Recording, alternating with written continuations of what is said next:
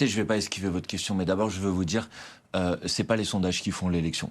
C'est les habitantes et les habitants, c'est les électrices et les électeurs. Moi, je me rappelle, j'ai fait candidat pour Jean-Luc Mélenchon à l'élection présidentielle de 2022. On est à 2 semaines à peu près du premier tour de l'élection municipale. À 2 semaines de l'élection présidentielle 2022, Mélenchon était à 12-13% dans les sondages. Il a fini à 22%. Donc à la fin, c'est les habitantes et les habitants qui décident. Et nous, si on est engagé dans cette campagne, c'est avec l'objectif d'être en tête à gauche.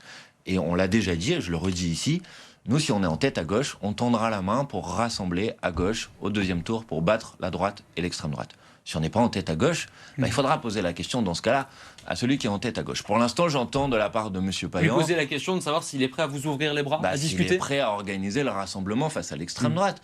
Parce qu'il ne faut pas avoir d'ambiguïté sur ce sujet. Il faut battre l'extrême droite au deuxième tour. On va l'écouter, Benoît Payan. On continue notre discussion juste après Emmanuel Bompard. On est en direct sur BFM Marseille. Benoît Payan, qui était interrogé à ce moment-là sur la candidature solitaire, selon lui, de votre candidat Sébastien Delogu. Je précise que c'était au moment de la présentation du programme du Printemps marseillais, donc juste avant le débat entre les 4 principaux candidats. L'aventure solitaire de Sébastien Delogu, la manière qu'il a de faire campagne, cette volonté de toujours taper sur la gauche, de ne rien dire sur la droite et l'extrême droite, me paraît non seulement irresponsable, non seulement moralement problématique, mais particulièrement politiquement irresponsable.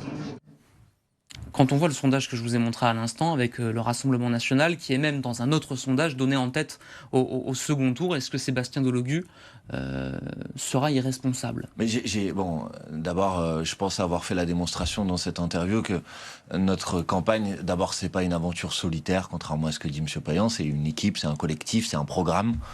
Et je trouve qu'il y a dans la réaction de Benoît Payan quelque chose qui ressemble un peu à la gestion qui a été la sienne de la ville de Marseille. C'est-à-dire une gestion extrêmement centralisée, extrêmement autoritaire, où en fait tout débat politique devient en quelque sorte est considéré comme étant une insulte.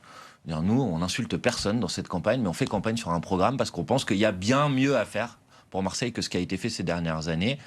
Et on propose aux électrices et aux électeurs de choisir ce chemin-là. Vous avez des points de convergence sur certains sujets quand même. Mais évidemment qu'on a des points de convergence sur certains sujets et puis des points de divergence sur d'autres. Ensuite, vous m'avez posé la question du Rassemblement national.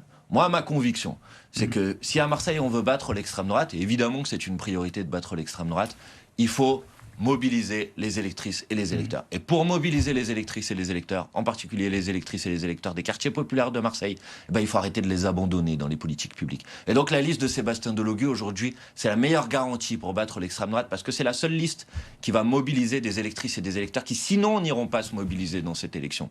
Donc moi je dis à toutes celles et ceux qui sont inquiets du risque que l'extrême droite puisse s'emparer de la ville, mettez Sébastien Delogu en tête à gauche au soir du premier tour et nous organiserons le rassemblement et nous battrons l'extrême droite et nous transformerons la ville de Marseille.